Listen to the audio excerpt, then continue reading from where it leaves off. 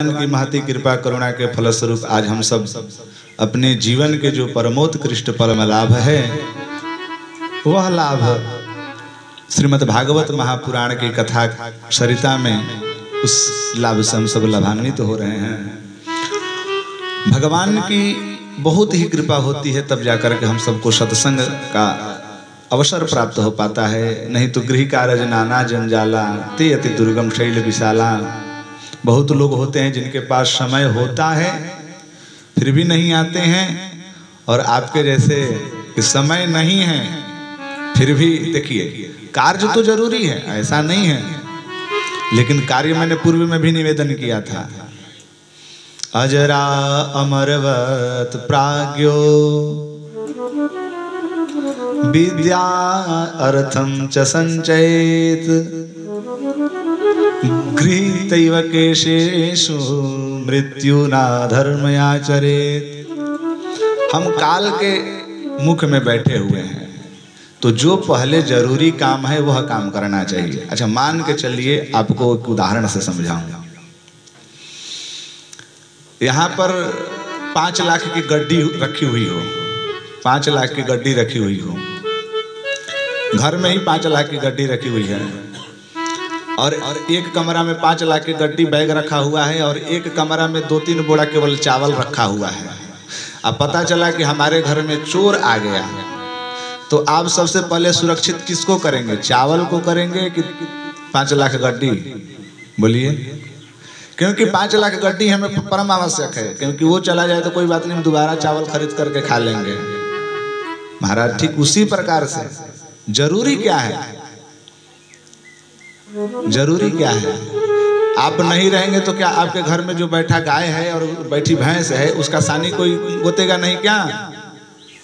नहीं, लोग बोलते क्या करे पंडित जी, ऐसी समय पर आप कथा करते हैं ना कि उसी समय गाय को खिलाना होता है, भैंस को खिलाना होता है, गोबर सानी करना होता है, इसलिए समय कथा नहीं सुन पाते। क्या करें? इसका मतलब आपके कारण मैं कथा चेंज कर दूं, समय चेंज कर दूं। चलो ठीक है, वो फिर उस पर बहाना हो जाए कि पंडित जी क्या करे, 3 बजे तो गैया को चारा डालता हूँ और शाम को आपने कथा परिवर्तन कर दी, शाम को कथा करते उस समय गैया को दूहने का समय हो जाता, समय ही नहीं मिल पाता।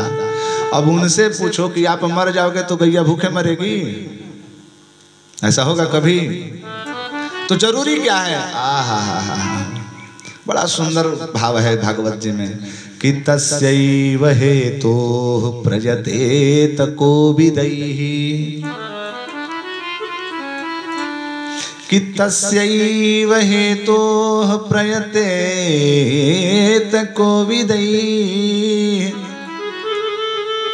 यल्लभ्यते यद् भ्रमतामुपर्यदः न लभ्यते यद् भ्रमतामुपर्यदः। मतलब क्या?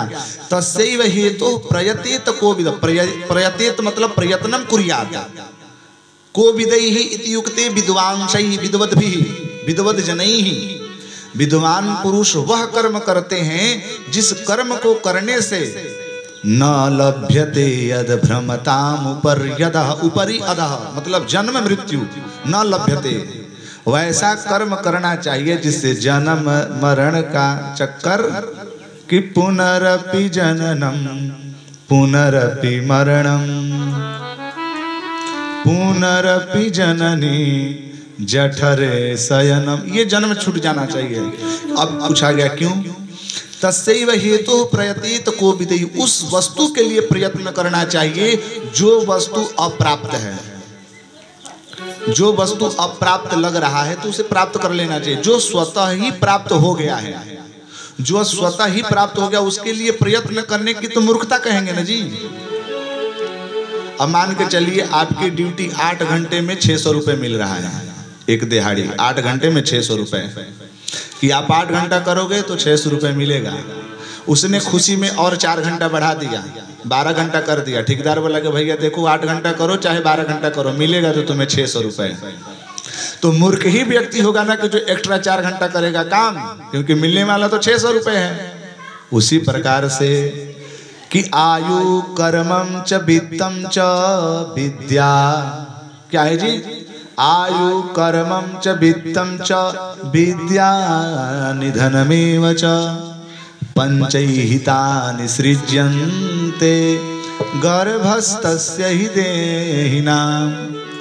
ये 5 चीज तो हमारे गर्भ में ही लिखी जा चुकी है कि आप कितने दिवस तक जीवित रहोगे, कितना धन कमाओगे, कितनी आयु होगी, कितना पढ़ोगे। आयु कर्मम च वित्तम च विद्या निधनमेव च पंचैहितानि सृज्यन्ते गर्भस्थस्य हि देहिनाम। तो जब पहले से ही फिक्स हो गया है कि हमें कितना मिलेगा, प्रारब्धानुसार हमें सब मिलता है। नहीं तो कहते हैं कि मेहनत करो सब कुछ मिल जाएगा। तो महाराज चाय बेचने वाले मोदी जी आज प्रधानमंत्री बन गए, तो उनके जैसे उनके साथ के ही लोग कितने अभी तक चाय बेच रहे हैं। प्रारब्धानुसारम लभ्यते फलम, प्रारब्ध वो कर्म पहले का कर्म है। नहीं कल्याण कृत कश्चित दुर्गतिम तात गच्छति प्राप्य पुण्याम कृताम लोकानुसित्वा शाश्वती क्षमाः। एक व्यक्ति चाय बेच करके प्रधानमंत्री बन जा रहा है, एक व्यक्ति कुछ किया नहीं, प्रधानमंत्री के घर में ही जन्म ले लिया। जिसके घर में करोड़पति हो, जिसके घर में बहुत सारी संपदा हो, 100 बीघा खेत हो, 4 ट्रैक्टर हो, उसके घर में जो बालक जन्म लेगा, अब बताओ कि बालक को पैसा कमाने के लिए मेहनत करना पड़ेगा क्या? वो तो स्वतः ही उसको मिल गया। तो यहाँ पर यह भागवत जी कहते हैं कि तस्यैव हेतोः प्रयतेत कोविदैहि, उसके लिए प्रयास और उसके लिए प्रयत्न नहीं करना चाहिए जो स्वतः ही प्राप्त हो गया है। हमें उसके लिए प्रयास करना चाहिए जो अप्राप्त लग रहा हो। भगवान तो हमें प्राप्त हैं, लेकिन हमें अप्राप्त हैं। आप बताइए कितने लोग हैं जो भगवान का दर्शन किए हैं? भगवान घट घट में हैं, लेकिन कोई देखा है नहीं। उसके लिए प्रयास कीजिए, उसके लिए प्रयास कीजिए कि भगवान मिल जाए। मीरा के जैसे प्रयास कीजिए। आहा, पूछा गया भक्त प्रहलाद जी से, प्रहलाद से कहा गया, प्रहलाद जी का बड़ा सुंदर उपदेश है कि दैत्य के उनके जितने दैत्य लोग बच्चे थे वो भी तो पढ़ते थे, तो मित्र बने थे। प्रहलाद ने कहा कि तुम लोग किसके लिए प्रयास कर रहे हो? कोई व्यक्ति दुखी नहीं होना चाहता है। कोई दुखी होना चाहता है? सुखम ऐन्द्रियकम दैत्या देह योगेन देहिनाम। कि सुखम ध्यान दीजिएगा, बहुत सुंदर श्लोक है कि सुखम ऐन्द्रियकम दैत्या देह योगेन देहिनाम लभ्य सर्वत्र लभ्यते दैवात यथा दुखम अयत्नतः। हे दैत्यों, उसके लिए प्रयास मत करो जो स्वतः ही तुम्हें प्राप्त है। कोई व्यक्ति दुखी नहीं होना चाहता, कोई व्यक्ति नहीं चाहता कि मेरा पैर टूट जाए, कोई व्यक्ति नहीं चाहता कि मेरा पेट में दर्द हो, मुझे बुखार लग जाए। फिर भी बुखार लगता है कि नहीं लगता है? यथा दुखम अयत्नतः, जिस प्रकार से बिना प्रयत्न किए भी हमारे घर में, हमारे परिवार में दुख मिलता है, उसी प्रकार से सुख भी मिलेगा। जब बिना प्रयास किए दुख मिल रहा है तो बिना प्रयास किए सुख भी मिलेगा। तो हमें करना क्या चाहिए? तो बोलते हैं कि न लभ्यते यद भ्रमतामुपर्यदः। वह प्रयत्न करना चाहिए जहाँ जाने के बाद अथवा जिस प्रयत्न से हमारा जन्म मरण छूट जाए। यस्मिन् गता न निवर्तन्ति भूयः। यस्मिन् गता, जहाँ पर जाने पर, यस्मिन् गता क्या है? यस्मिन् गता न निवर्तन्ति भूय न निवर्तन्ते न निर्गच्छन्ति। निवर्तन्ते इत्युक्ते पुनरागमनः न भवति। इस प्रकार से बोलिए भक्तवत्सल भगवान की जय, सच्चिदानंद भगवान की जय। तो कल हम सब ने कहाँ तक कथा श्रवण की थी? ये तो बड़ा याद है आपको। बोलिए भक्तवत्सल भगवान की। कल भगवान श्री कृष्ण जी का अवतार हुआ। हम सब ने नंद भवन में खूब ही आनंद के साथ जन्मोत्सव मनाए। देखिए, भगवान जन्म नहीं लेते हैं, हाँ, भगवान तो अजन्मा है। भगवान जन्म नहीं लेते, भगवान का अवतार होता है। अवतार का अर्थ होता है अवतरति इति अवतारः। संस्कृत में अवतरति इति अवतार माने जो उतरता है उसे अवतार कहते हैं। अब उतरने का अर्थ क्या है? भगवान निर्विकार रहते हैं, वो साकार के रूप में आ जाते हैं। भगवान सहस्र शीर खाहा सहस्राक्ष सहस्रपात, भगवान के हजारों नेत्र, हजारे मुख, हजार हाथ वाले हैं। भगवान विराट पुरुष हैं, लेकिन जब उतरते हैं तो महाराज मर्यादा पुरुषोत्तम श्री रामचंद्र जी के रूप में आ जाते हैं। भगवान निर्विकार से सकार में भगवान होकर के भगवान भक्त के रूप में आ जाते हैं, पृथु के रूप में आ जाते हैं, तो कभी प्रहलाद के रूप में आ जाते हैं। भगवान ही तो है सब। भगवान कभी परशुराम के रूप में आ जाते हैं, तो भगवान कभी सुदामा के रूप में भी आ जाते हैं, भक्त बन करके आते हैं। सो केवल भगतन हित लागी। भगवान अपने भक्तों को कल्याण करने के लिए, भक्तों को आह्लादित करने के इस धराधाम पर आते हैं। बहुत लोगों ने कहा कि भगवान इस धराधाम पर तब आते हैं जब इस धराधाम पर पाप बढ़ता है। यदा यदा हि धर्मस्य ग्लानिर्भवति भारत अभ्युत्थानाम धर्मस्य तदात्मानं सृजाम्यहम्। ब्रजेश जी, परित्राणाय साधूनां विनाशाय च दुष्कृतां धर्म संस्थापनार्थाय संभवामि युगे युगे। यही ना मेन मतलब मुख्य तो यही है कि जब जब होई धर्म के हानि कि बाढ़हि असुर अधम अभिमानी। तब तब प्रभु धरि विविध शरीरा अमेट ही सब सज्जन कर पीरा। बोले भगवत्सल भगवान की। लेकिन एक संतों ने कहा कि नहीं भैया, भगवान पाप तो अपनी जगह पर है, भगवान तो केवल भक्तों के लिए आते हैं, क्योंकि भगत के बस में है भगवान, भगत के बस में है भगवान। महाराज भक्त जब प्रहलाद बन करके जब पुकारता है तो भगवान खंभा फाड़ करके निकल जाते हैं। मीरा जब माँ भगवती मीरा जब भगवान के प्रेम में नृत्य करने लगती है तो भगवान गिरधारी लाल पत्थर से निकल जाते हैं। पग घुंघरू बांध मीरा नाची। बावरी बनना पड़ेगा भगवान की प्राप्ति। देखिए पहले मैं बता देता हूँ भगवान की प्राप्ति कब होगी कि वागद गदा द्रवते यस्य चित्तं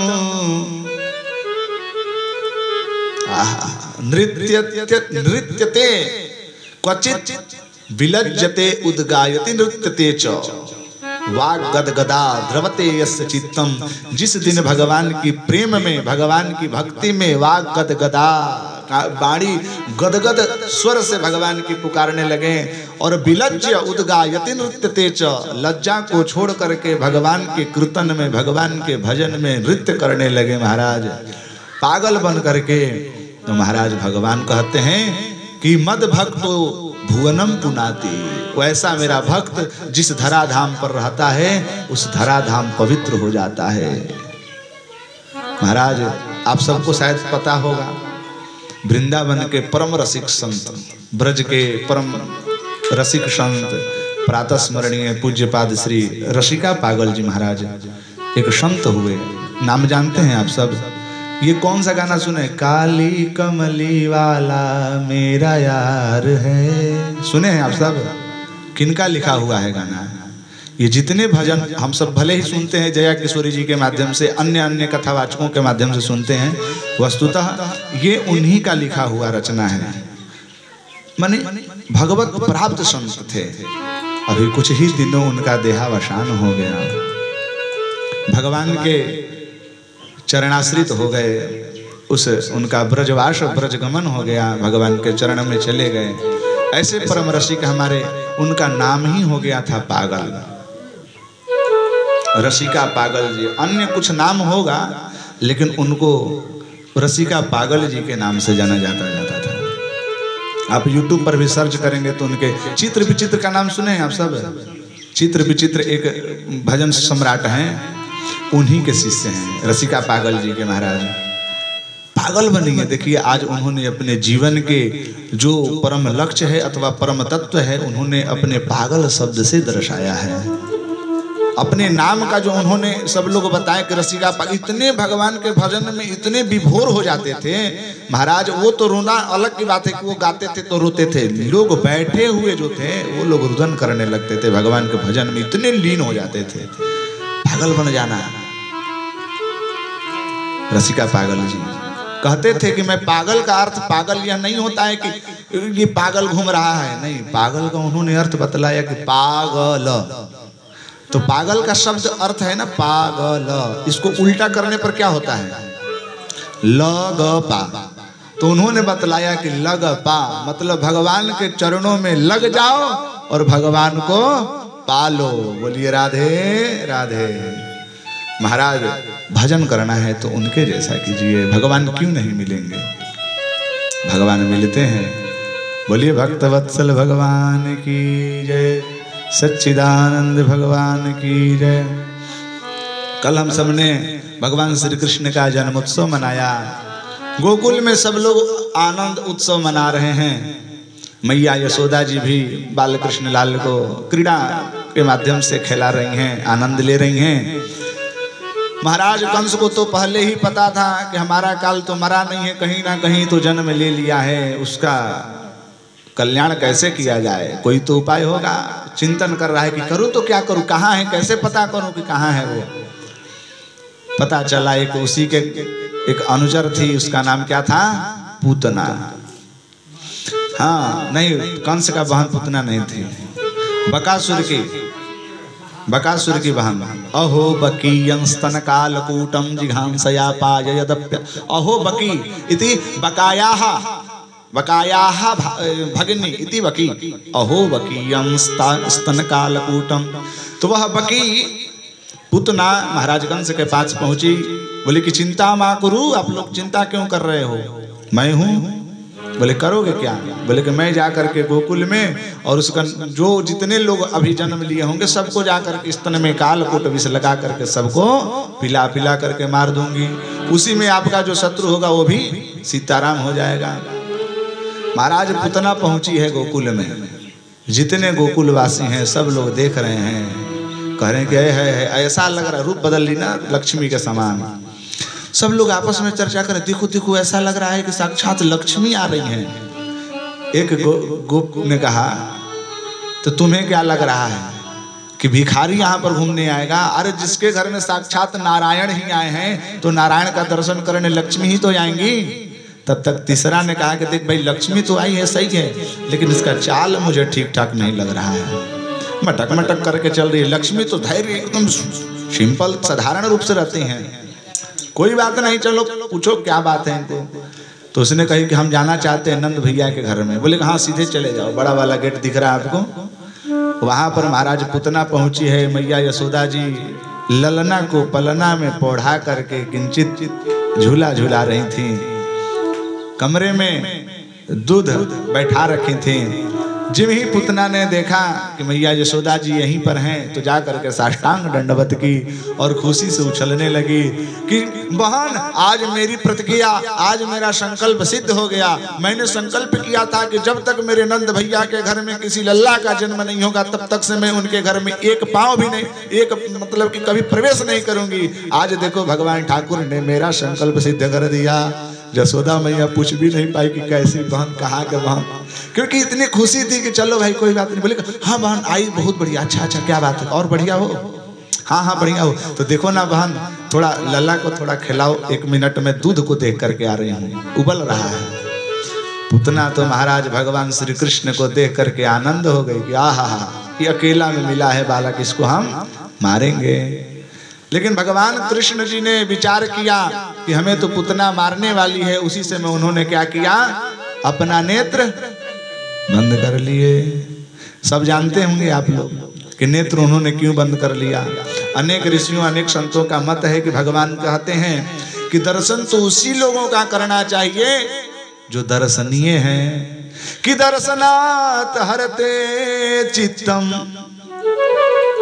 दर्शन से चित्त हरण हो जाता है, वो चाहे जैसा दर्शन करें। महाराज आज की स्थिति ऐसी है, कल्पना कीजिए बहुत ऐसे चीजें होती हैं समाज में एक बात बताऊं, आप ध्यान दीजिएगा, समाज में परिवर्तन जो हो रहे हैं वो चाहे उन्नति की ओर हो रहा हो, प्रगति की ओर हो रहा हो अथवा अधगति की ओर हो रहा हो, वो केवल दो कारण हैं उनका। जानते हैं क्या क्या? एक श्रवण और एक दर्शन। एक श्रवण और एक दर्शन। किसी भी बालक हो अथवा व्यक्ति हो, कोई भी हो, उनके जीवन में परिवर्तन ही दो पद्धतियां से होती हैं।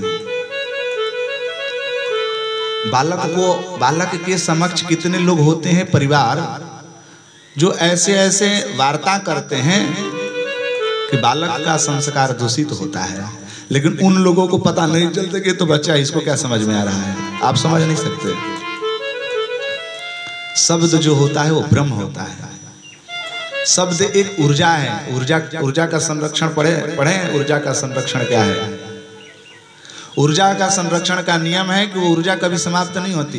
जैसे विद्युत ऊर्जा, जैसे कि गतिज ऊर्जा है वो विद्युत ऊर्जा में बदल जाती है, उसी प्रकार से शब्द ब्रह्म है। जो हम सब वाणी बोलते हैं वो आकाश में उपस्थित हो जाता है, वो विलीन नहीं होता है। शब्द गुण कम आकाशम, न्याय की सिद्धांत है। जो हम वाणी बोलते हैं वो विलीन नहीं होता है। इसीलिए कोशिश करें अपने बाल बच्चों को ऐसा संस्कार दें कि महाराज वो विपरीत न हो जाए। उसको ऐसा दर्शन कराएं कि उसका मन विकृत न हो। आजकल ऐसी स्थिति हो गई है, मैं तो प्रत्यक्ष देखता हूं। किसी के घर में गया था भोजन प्रसाद लेने के लिए, तो एक बालक को देख रहा हूं कि अपनी मैया गोद में लेकर के उसको भोजन करा रही है। खा ले बाबू खा ले। वो बेचारा भोजन कर रहा है, उसी समय देख रहा है मोबाइल कार्टून। छोटा सा 2-2.5 साल का बच्चा था, कार्टून देख रहा है। तो मैंने कहा कि अरे इसको अभी कार्टून क्यों दिखा रहे हो? तो मैया पता है क्या बोली? क्या करें महाराज जी, जब तक से मोबाइल नहीं देखेगा तब तक से भोजन ही नहीं करेगा। मतलब मोबाइल देख करके ही भोजन करता है। बिगाड़ा किसने? किसने बिगाड़ा? हम सब ने ही तो बिगाड़ दिया। महाराज हमारे समाज में इतने दुष्कृत दर्शन हो रहे हैं, दुष्कृत वचन सुनने को मिल रहे हैं कि हम सबका मन विकृत हो जा रहा है। भगवान यही तो दर्शन करा रहे हैं कि भैया नेत्र बंद कर लो, दूरतः परिवर्जयेत। दूरतः परिवर्जयेत, उसको दूर से ही छोड़ दो, आंख बंद कर लो। देखने से भी पाप लगता है। महाराज अजामी तो केवल मात्र एक क्षण न दर्शन किया था। अच्छा, सौभरी ऋषि की कथा सुने हैं आप सब? सबरी नहीं, सौभरी। सबरी तो मैया थी, सौभरी ऋषि की कथा सुने हैं? सुना दूं? बोलिए भक्तवत्सल भगवान की। सौभरी ऋषि जी एक थे, महान तपस्वी ऋषि। इतने तपस्वी, इतना तपस्या करते थे कि लोग तो भूमि में बैठ करके जप तप साधना करते थे।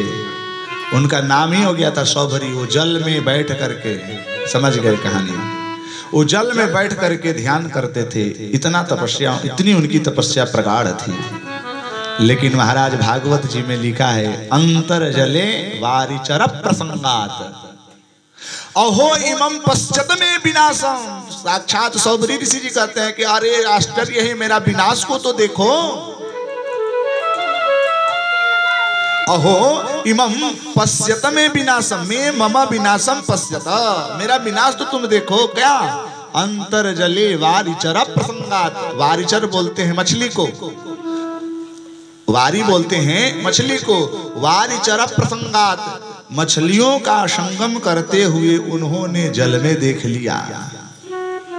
मछलियां जो होते हैं दंपति, वो आपस में समागम कर रहे थे, आसपास बाल बच्चे उनके घूम रहे थे। सौभरी ऋषि ने जल में केवल मछली का संगम करते हुए, समागम करते हुए देख लिया।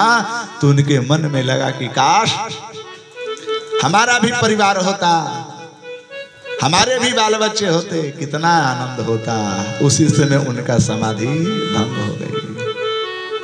महाराज सौभरी ऋषि जी जल में निकल लिए, सारी साधना। उसी समय उनके ही राज्य में राजा थे मानधाता। मानधाता राजा। महाराज मानधाता के 50 कन्याएं थी। तो साधना में लीन थे तो हड्डियां हिल चुकी थी, दुबले पतले हो गए थे, हड्डियां सूख गई थी। मानधाता के पास जाकर के कहते हैं कि भोराजन, मुझे विवाह करने की इच्छा हो रही है, हम चाहते हैं कि तुम अपनी कन्या दे दो। तो मानधाता बोले कि भाई इतने तपस्वी हैं, यदि मैं मना कर दूं तो पाप लगेगा, अथवा हो सकता है कि अभी काम में डूबे हुए हैं, हो सकता है कि श्राप दे दें, इनसे विवाह कौन करेगा? इतने दुबले पतले हैं, सूखे हैं, हड्डियां हिल चुकी हैं, और हमारी जो कन्या इतने विश्व सुंदरी हैं, विवाह कैसे होगा? तो उन्होंने उपहास उड़ा दिया। क्या कहा कि जाइए, कन्या तो हमारी है ही 50 कन्या, मैं किसके साथ आपके विवाह कर रहा हूं? मैं खुद ही मैंने संशय में हूं कि पता नहीं कौन करेगी कौन नहीं करेगी, मैं किसको कहूं? आपको जो पसंद कर ले, आपको जो कन्या मेरी पसंद कर ले, उसके साथ मैं आपका विवाह करा दूंगा। समझ गए सौभरी ऋषि की इसका कोई चाल है। सौभरी ऋषि जी ने तत्क्षण अपने, क्योंकि तपबल विप्र तप तो सारा चीज है ना, तप में ही तो सारा है। तपसा किम न लभ्यते, तपसा किम न लभ्यते, तपस्या से क्या नहीं प्राप्त हो सकती है। उन्होंने तत्क्षण ही संकल्प से अपना शरीर को एकदम बना लिया, और सौभरी ऋषि महाराज एकदम राजकुमार के जैसे दिखने लगे। ऐसा लग रहा था साक्षात कामदेव ही उपस्थित हो गए। अजीब ही गए हैं कन्याओं के सभा में, तो महाराज जितनी कन्या वो 50 के 50 माला लेकर के झगड़ा करने लगे कि नहीं, मैं वर्ण करूंगी, मैं वर्ण करूंगी, मैं वर्ण करूंगी। तो मानधाता ने कहा कि कोई बात नहीं, तुम सभी इनके साथ विवाह कर लो, जाओ। वही सौभरी ऋषि जो जल में तपस्या करने वाले, वो केवल मात्र एक मछली देख लिए, मछली का प्रसंग देख लिए महाराज, तो सारी साधना उनकी निष्फल हो गई। जो 50 कन्याओं के साथ विवाह करना पड़ा, बहुत बड़ा संख्या में उनकी संतति हुई। बहुत समय तक उन्होंने विषय का भोग किया। बाद में अपने कन्याओं से, अपने पत्नियों से कहा कि देखती हो, सुनो ना, जरा मेरा माला निकालो और मेरे पंचपात्र जरा लाना। सबने पूछा क्यों? बोले कि क्या करें, थोड़ा संध्या गायत्री जप करा था। बोले कि इतने वर्षों तक विषयों का सेवन किए और अब आपको माला ध्यान साधना याद आ रही है? तो वहीं पर धिक्कार करने लगे कि अहो इमं में पश्यत में विनाशम, मेरा धिक्कार है जीवन। एक छोटा वारिचर प्रसंगात, एक वारिचर की प्रसंग को देख करके मेरा सारी साधना निष्फल हो गई। तो महाराज जो एक मिनट उन्होंने काम वासना देख लिया, तो सारा उनका साधना विफल हो गई। आजकल की स्थिति ऐसे हैं कि नाना प्रकार के ऐसे गाना में वीडियो दिखाया जा रहा है, गाना ऐसे बजाए जा रहे हैं कि आप अपने माँ बेटी बहन के साथ बैठ करके गाना नहीं सुन सकते ना, उसमें वो ऐसा दृश्य आप देख सकते हैं महाराज। तो वो क्या करते हैं लोग, छोटे छोटे बच्चे, बड़े बड़े बच्चे, वो एकांत में जाकर के देखते हैं, है कि नहीं? अब उनका मानसिक विकृत होगा कि नहीं, मन विकृत होगा कि नहीं, वो कहाँ जाएंगे? पतन की ओर चले जाएंगे। अंग्रेजों का ये सब चीज है। अंग्रेजों का ये है कि फूट डालो तो फूट डालो, क्या मतलब कि घर में जाकर के फूट डाल दो भेजा में। महाराज के हेड क्वार्टर तो यही है ना। आज ही इस लोग हम लोग अध्ययन कर रहे थे ना, क्या था? चक्षु स्पर्शनम रसनम च, हाँ, श्रोत्रम चक्षु स्पर्शनम च रसनम घ्राणमेव च। सुनिएगा, श्रोत्रम चक्षु स्पर्शनम च रसनम घ्राणमेव च अधिष्ठाय मनश्चायं विषयान उपसेवते। ये जितनी इंद्रियां है ना महाराज, ये सब इंद्रियों का कंट्रोल पावर कहाँ है? यहाँ है कि नहीं है? नहीं तो आप हमें भी देख रहे हैं, मैं जो बोल रहा हूँ वो सुन रहे हैं, लेकिन पूछ दूं कभी 1 मिनट क्या पहले बोला तो पता नहीं पंडित जी। इसका मतलब क्या? कान भी इंद्रियां काम कर रही है, केवल मन लेकिन उसमें साथ नहीं दे रहा। अधिष्ठाय मनश्चायम अयम मनः विषयान उपसेवते हृदय निवेश्य हृदय अधिष्ठाय केन प्रकारेण वा माध्यमेन वा तो चक्षुना श्रोत्रेण, वो कान के माध्यम से, नेत्र के माध्यम से, रसना के माध्यम से मन जो है विषयों का भोग करता है। इसलिए मन को संभालिए महाराज।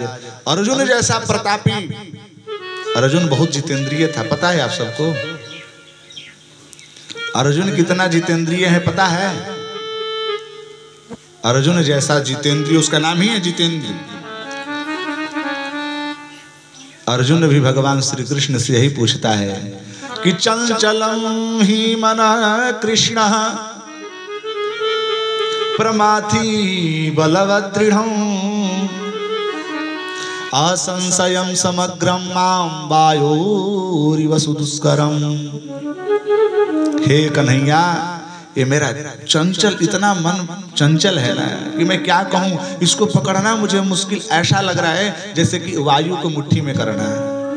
यद्यपि अर्जुन बहुत जितेंद्रिय थे। कहानी पता है आपको? अर्जुन एक बार गए थे स्वर्ग में, कहानी याद है? सुना दो थोड़ा सा। हाँ, अर्जुन पहुंचे थे इंद्र के राजसभा में। इंद्र भी बैठा, अर्जुन भी बैठे। इंद्र के सभा में नाना प्रकार के अप्सराएं हैं जो नृत्य करती थीं। उसी में एक अप्सरा थी, महाराज मेनका शायद की उर्वशी थी। उसने भी नृत्य कर रही थी। अर्जुन का ध्यान उसी के ऊपर था, क्योंकि अर्जुन इंद्र के ही अंश से उत्पन्न हुए, इसलिए इंद्र एक पिता के रूप में जाने जाते हैं अर्जुन के। तो ऐसे ही देख रहे थे अर्जुन, तो इंद्र को लगा कि साक्षात शायद ऐसा लग रहा है कि अर्जुन इसको पसंद कर रहा हो। तो उस उर्वशी को बुला करके इंद्र ने कहा कि ऐसा करो कि जाओ, अर्जुन अभी एकांत प्रकोष्ठ में बैठा है, उससे मिल लो। मुझे ऐसा लग रहा है कि तुम्हें वो पसंद करता है, चाह रहा हो, जाओ मिल लो।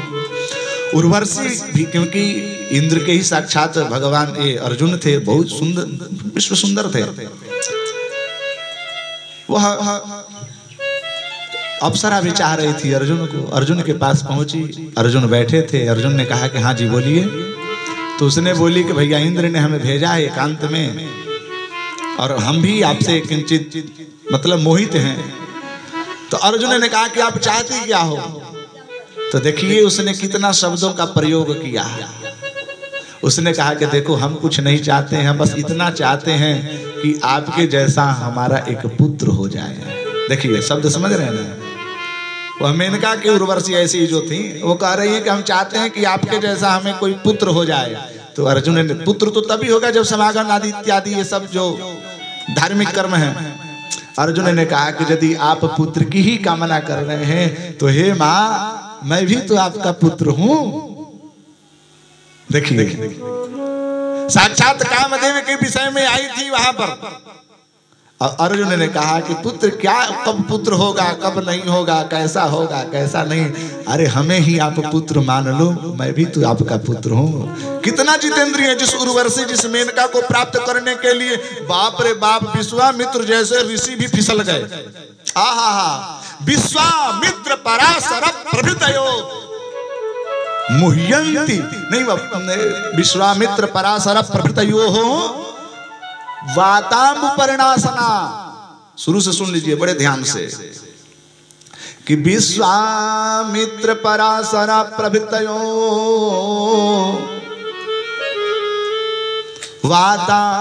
वातामुपर्णासना तेपि स्त्री मुख पंकजं सुललितं दृष्ट्वा तु मोहांगताः। समझ रहे हैं? विश्वामित्र पराशर ऋषि जैसे प्रभृति ऋषि इत्यादि जो वातामुपर्णासना, कोई वायु को पी करके जी रहा है, कोई को खा करके जी रहा है, वैसे लोग भी तेपि स्त्री मुख पंकजं सुललित्वा, वे लोग भी स्त्रियों के मुख, मेनका उर्वशी के स्त्री मुख देख करके तेपि मोहांगता, वो लोग भी मोहित हो गए। तो महाराज हम किस खेत की मूली हैं? अर्जुन लेकिन वहां पर एकदम, अर्जुन ने कहा कि नहीं बा, आप हमें ही मान लो। वैसा जितेंद्रिय पुरुष अर्जुन आज भगवान से कह रहा है कि प्रभु चंचलम ही मन कृष्ण, मेरा जो मन है बड़ा चंचल है, इसका उपाय क्या है? तो भगवान श्री कृष्ण ने, पता है गीता जी में क्या कहते हैं कि अभ्यासेन तु कौन्तेय वैराग्येण च गृह्यते। हे अर्जुन, मन को यदि तुम्हें कंट्रोल करना है तो अभ्यास करना पड़ेगा, संयम करना पड़ेगा। हमारे पूज्य नाना जी कहते थे, काबरजेर जी, मन मतंग मन मनिहे नाही, मन मतंग मन मनिहे नाही, आ इंकरा खाती आंकुश चाहिए। समझाने के लिए बड़ा कठिन है भैया। एक तो भजन भी है ना, मेरा मन बड़ा चंचल है, कैसे तेरा भजन करूं, है ना। बोलिए भक्त वत्सल भगवान की जय। तो महाराज भगवान श्री कृष्ण जी यहाँ पर नेत्र बंद कर लिए हैं। बोलते हैं कि जिसको देखना उसी को देखना चाहिए। गांव घर में भी आप लोग जानते होंगे, लोग कहते होंगे कि भाग भैया, पता नहीं प्रातः काल में किसका दर्शन हो गया, आज मेरा जतारा खराब हो गई। होता है ऐसा, आप लोग देखते होंगे। सुबह सुबह उसका चेहरा देखना लायक नहीं है भैया, सही में नहीं देखना चाहिए। इसीलिए सुबह में हमारे शास्त्रों ने कहा, क्या कहा है, इस लोग सुनाइए।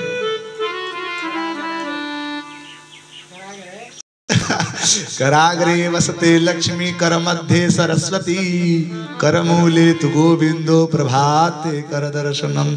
लेकिन अब तो महाराज हाथ नहीं देखते हैं, अब तो मोबाइल हमारे करते हैं, मोबाइल देखते हैं। व्हाट्सएप में कितने मैसेज आए हैं, मन तो विकृत होगा ही, आपने मुहूर्त ही खराब कर लिया। बोलिए भक्त वत्सल भगवान की। एक संत कहते हैं कि नहीं नहीं, भगवान आंख इसलिए बंद कर लिए, उनको लगा कि देखो भैया हम तो माखन मिश्री खाने आए हुए हैं, हम दूध मलाई खाने वाले हैं। मैं आया हूँ दूध मलाई खाने के लिए, आज अभी तो मैंने माखन खाया भी नहीं, अभी तो हमारा छठीहार भी नहीं मना है, और तब तक के विष पिलाने आ गई है भैया।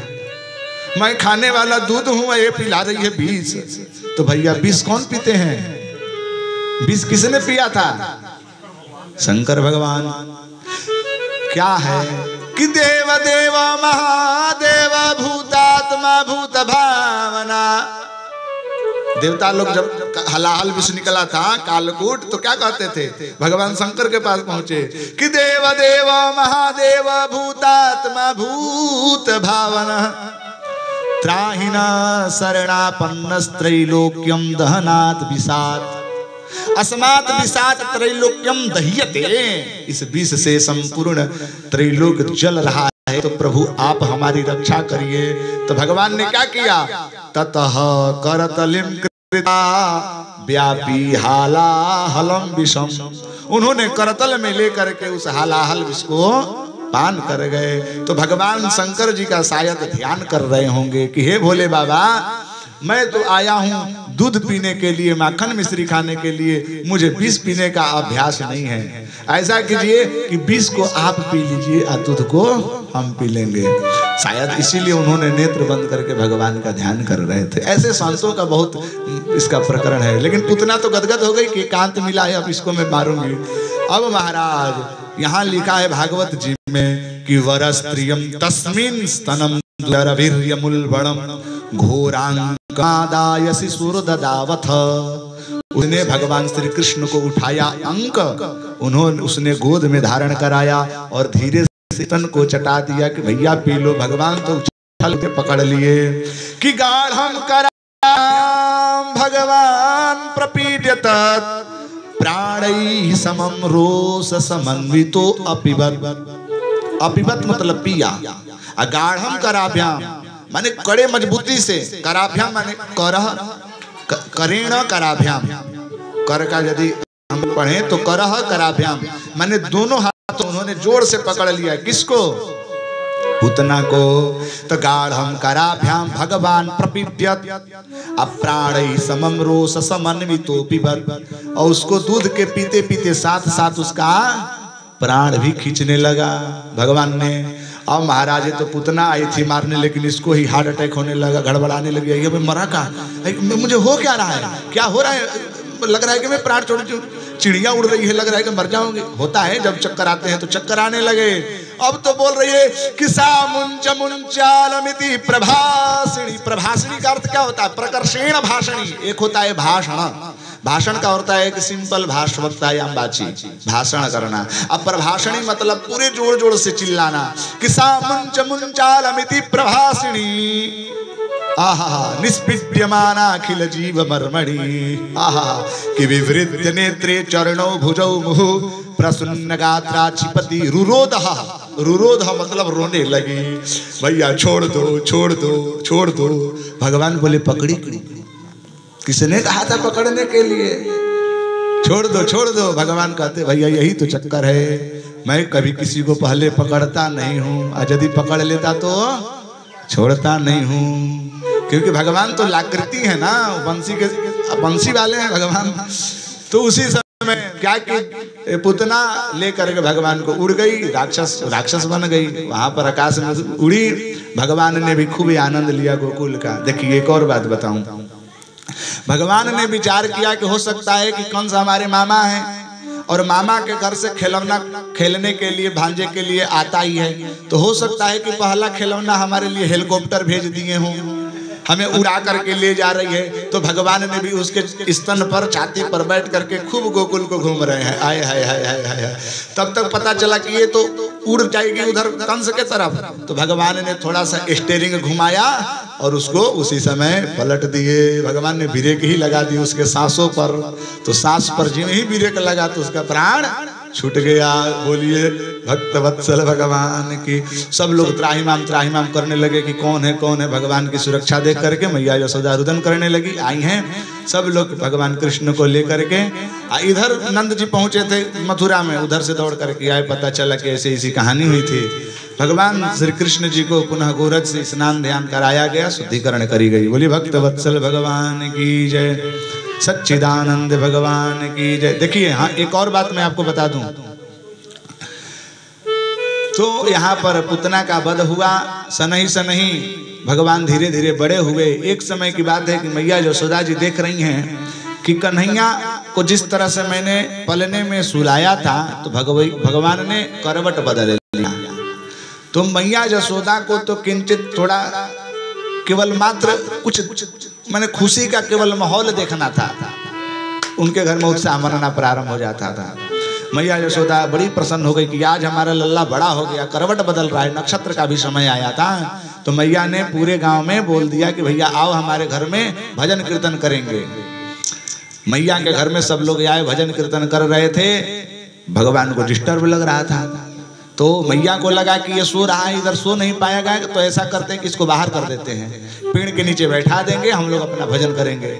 भगवान ने बोले कि वाह भैया, जिस आनंद को लेने के लिए तुम लोग हमें बाहर कर रही हो, तुम्हें पता ही नहीं कि मैं ही आनंद हूँ। जिस आनंद को तुम लोग घर में ले रही हो, उसी आनंद को घर से बाहर कर रही हो। कहाँ से तुम्हें आनंद मिलेगा? भगवान नाराज हो गए। उसी समय सकटासुर आया। भगवान आपको पता है, सकटासुर आ करके भगवान को जिम्ही मारने का प्रयत्न किया। भगवान ने केवल अंगुष्ठ मात्र उन्होंने, क्योंकि इधर चिल्ला रहे थे, रो रहे थे ना, क्योंकि बाहर किए थे ये लोग, तो रो रहे थे। भगवान तो नाटक करते हैं, रो रहे थे, हाथ कभी चला रहे थे, कभी पैर चला रहे थे। उसी समय सकटासुर जिम्ही मारने के किया तो पैर उसमें सट गया, और जिम्ही पैर अंगुष्ठ मात्र केवल स्पर्श किया था, सकटा वहीं पर लुढ़क करके गिरा धाम से। सकटासुर का उद्धार हो गया। बोले सकट भंजन भगवान की जय।